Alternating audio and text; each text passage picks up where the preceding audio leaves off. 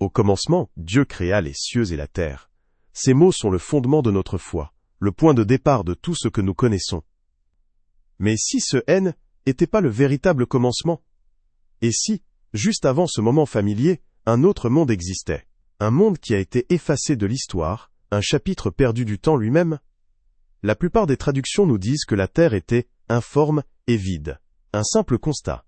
Elle, état initial d'une toile vierge. Mais que se passerait-il si le texte hébreu original révélait une vérité bien plus choquante? Que la terre n'a pas été créée ainsi, mais qu'elle le devint. Un seul verbe, un seul mot, qui change absolument tout, et suggère non pas une création à partir de rien, mais les vestiges d'une destruction cataclysmique. Ce n'est pas une simple question de grammaire, c'est la clé d'un mystère qui précède Adam et Ève. Elle, écho d'une tragédie cosmique oubliée, d'une rébellion si ancienne et si violente, qu'elle a laissé la création originelle en ruine, plongée dans les ténèbres et submergée par les eaux. Une vérité que les premiers sages comprenaient, mais qui fut ensuite voilée, jugée trop complexe pour les générations futures. Les preuves de ce monde perdu et de sa chute sont là, cachées à la vue de tous, non seulement dans la Genèse, mais aussi dans les prophéties d'Isaïe et de Jérémie. Si vous avez toujours senti qu'il manquait une pièce au puzzle de nos origines, alors ce que nous allons révéler ensemble pourrait bien être la réponse que vous cherchez depuis toujours. Car que s'est-il réellement passé dans le silence entre le premier et le second verset de la Bible? Pensez un instant au prophète Jérémie. Des siècles après la Genèse, Dieu lui donne une vision. Une vision terrifiante. Dans Jérémie 4, verset 23, le prophète déclare « Je regarde la terre, et voici, elle est informe et vide. Les cieux, et leur lumière a disparu. » Cela vous semble familier? Ce sont exactement les mêmes mots hébreux utilisés dans la Genèse. Tohu, wabohu. Informe et vide. Pourquoi un prophète, décrivant un jugement futur, utiliserait-il le langage exact de la création originelle? La plupart des sermons vous diront qu'il s'agit d'une simple figure de style, une métaphore de la dévastation. Mais si ce N n'était pas une métaphore, et si Jérémie ne voyait pas seulement l'avenir, mais qu'on lui montrait également un aperçu du passé lointain et oublié, une vision de ce à quoi la terre ressemblait astérisque après astérisque la catastrophe qui l'a laissée en ruine, avant que l'Esprit de Dieu ne se meuve au-dessus des eaux. Cette connexion n'est pas une coïncidence, c'est une empreinte divine, une cicatrice textuelle, laissée pour que les chercheurs de vérité la trouvent. Elle suggère que la condition informe et vide n'est pas un état de commencement, mais un état de jugement.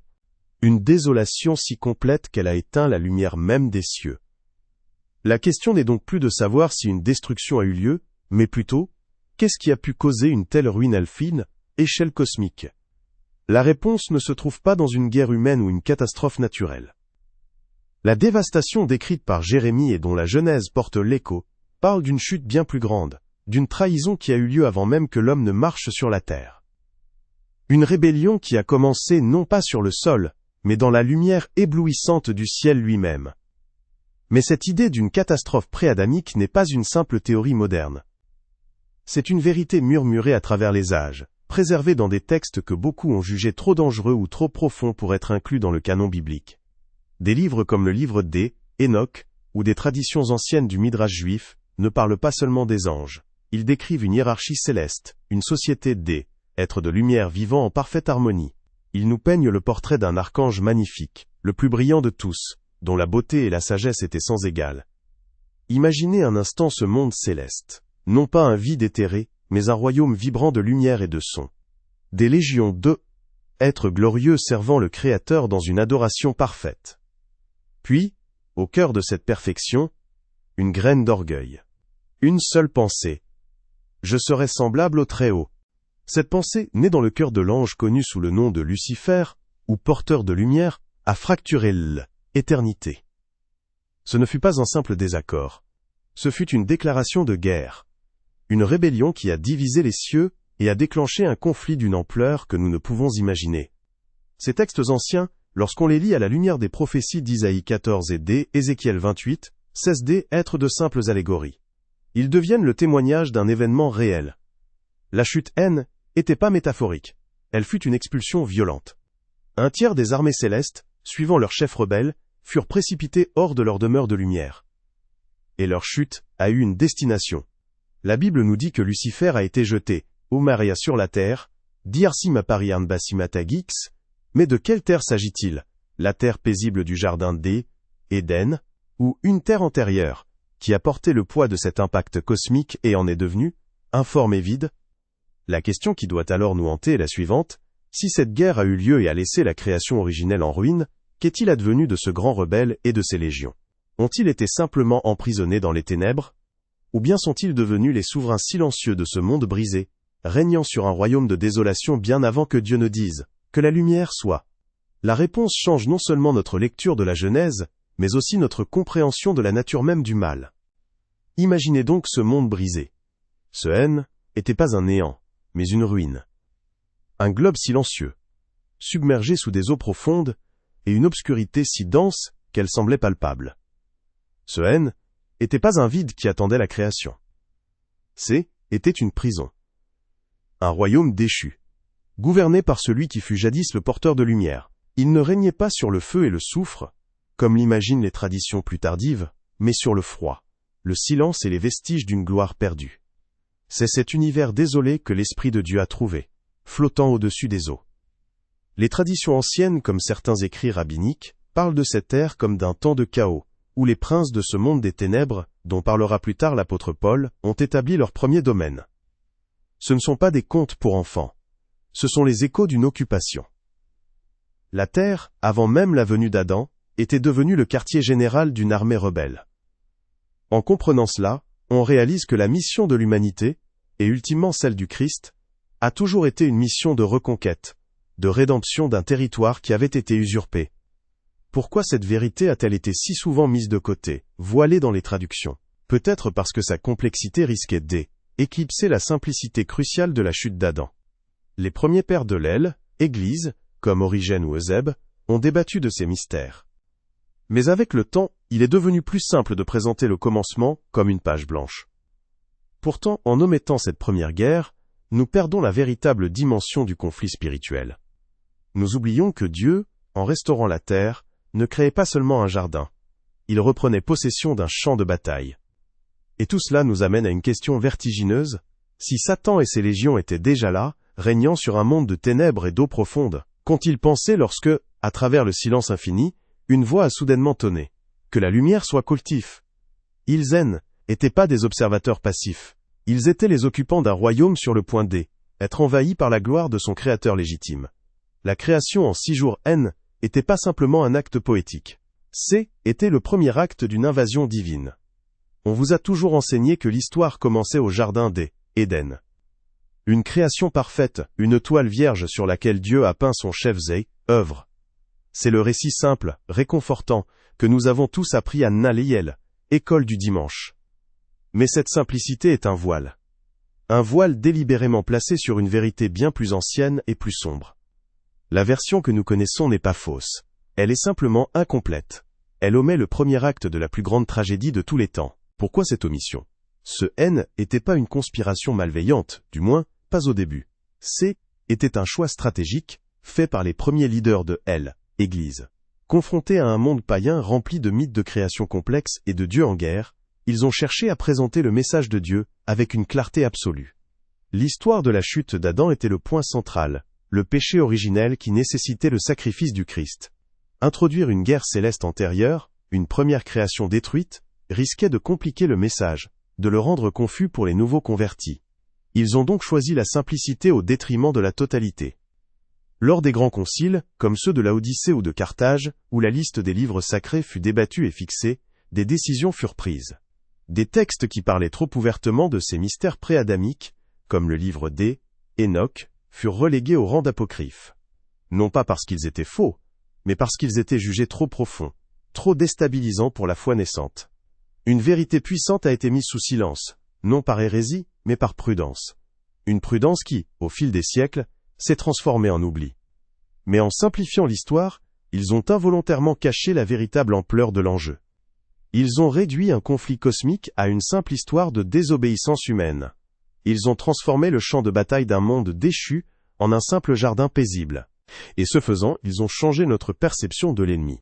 Car si Satan était déjà le prince de ce monde avant même la création d'Adam, alors son apparition dans le jardin d'Éden n'est plus une simple tentation.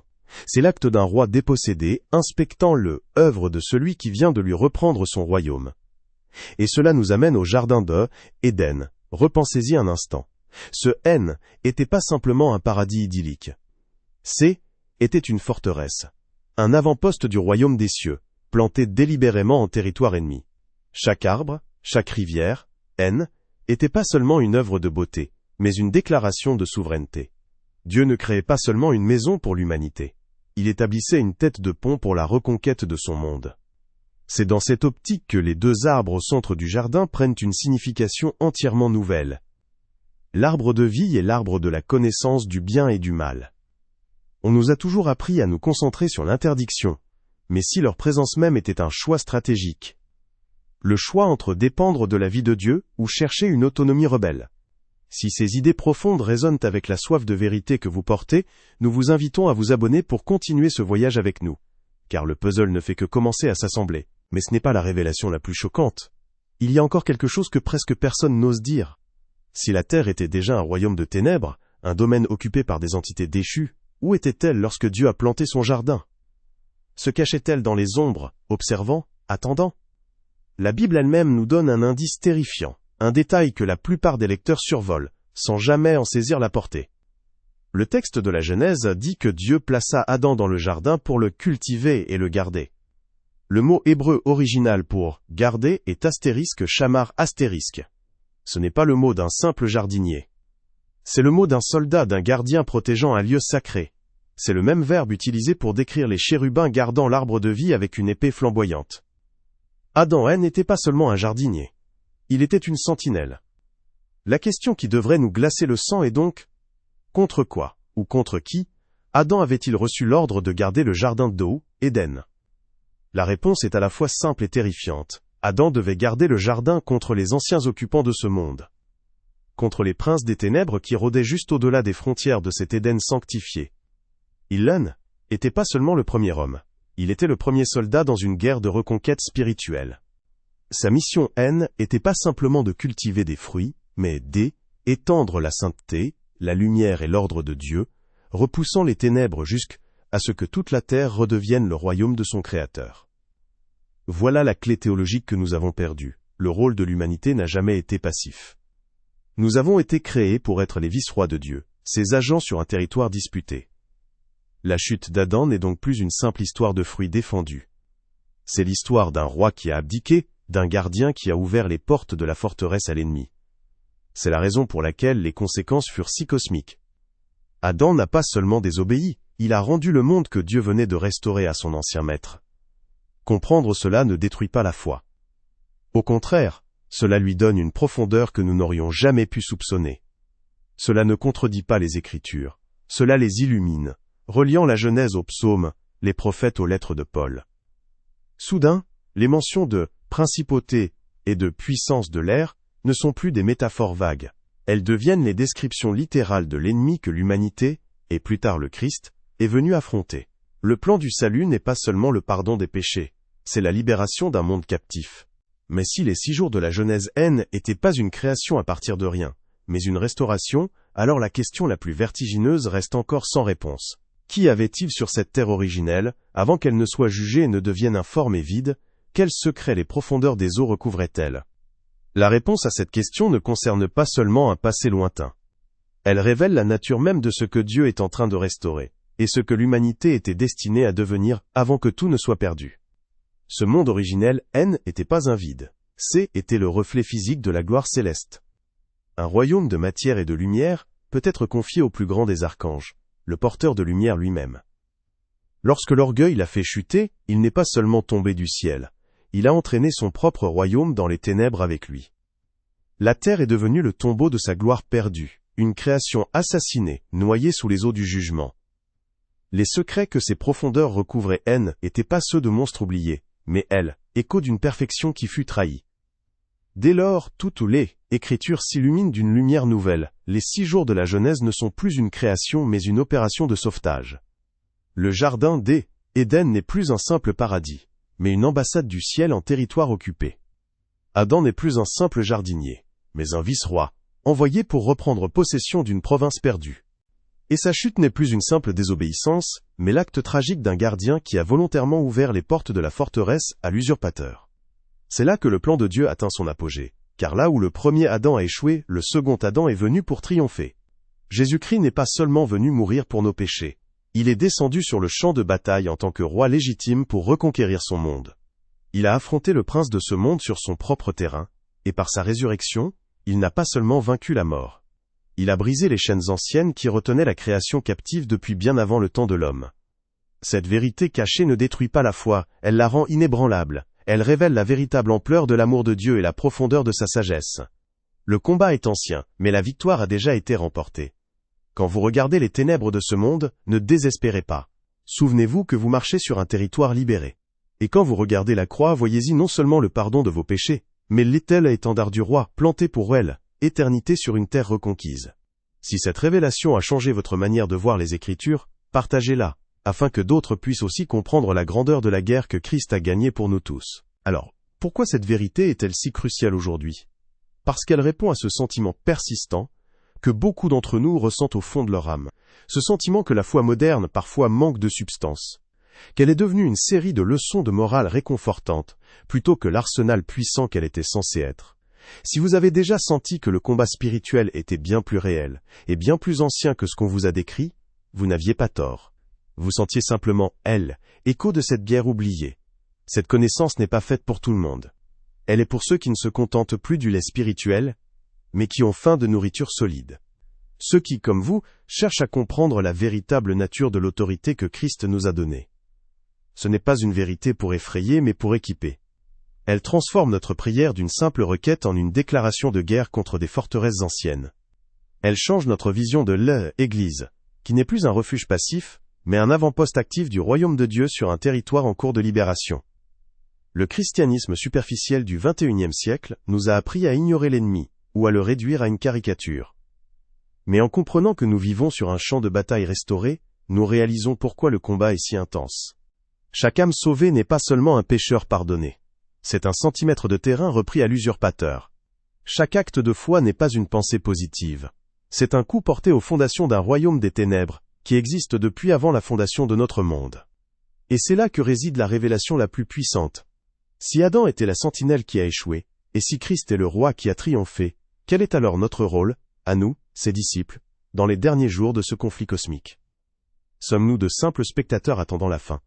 Ou bien cette vérité oubliée nous révèle-t-elle une mission bien plus grande et bien plus dangereuse que nous n'aurions jamais osé l'imaginer?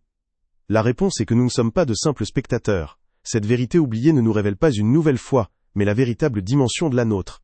Nous sommes les héritiers du roi victorieux, chargés de faire respecter sa souveraineté sur chaque parcelle de ce monde. Chaque prière n'est pas un murmure dans le vide, mais un acte d'autorité. Chaque âme amenée à la lumière est un territoire repris. Vous n'êtes pas seulement un croyant, vous êtes un ambassadeur, un soldat dans l'armée du second Adam, achevant la mission que le premier a abandonnée. Pendant des siècles, ces vérités profondes sont restées voilées, cachées dans les marges de l'histoire et les traductions simplifiées. Mais ce silence est en train de se briser. Peut-être que Dieu, dans sa sagesse, révèle maintenant ces mystères à notre génération pour une raison précise, nous équiper pour les derniers jours de ce conflit ancien. La lumière qui a percé les ténèbres au premier jour de la restauration brille à nouveau, non plus sur les eaux, mais dans les cœurs de ceux qui ont faim de vérité. Si cette vérité brûle dans votre cœur comme elle brûle dans le nôtre, si elle résonne avec une faim spirituelle que vous avez toujours portée, alors nous vous demandons de nous aider à répandre cette lumière. Laissez un pouce levé, abonnez-vous à la chaîne et activez la cloche pour ne manquer aucune de nos prochaines explorations. Et nous avons maintenant un espace membre. En devenant membre, vous bénissez ce ministère et vous nous aidez à continuer de produire des contenus édifiants et révélateurs comme celui-ci. Enfin, écrivez dans les commentaires de quelle ville ou de quel pays vous nous regardez. Faisons de cette section de commentaires une carte vivante, montrant jusqu'où la lumière de cette vérité oubliée est en train de voyager. Car le jardin doit étendre. Et la mission qui a commencé dans le silence avant le temps, s'achèvera par le retour triomphal de notre roi. Restez forts, restez vigilants, car vous êtes bien plus qu'une partie de l'histoire. Vous êtes l'instrument de sa conclusion.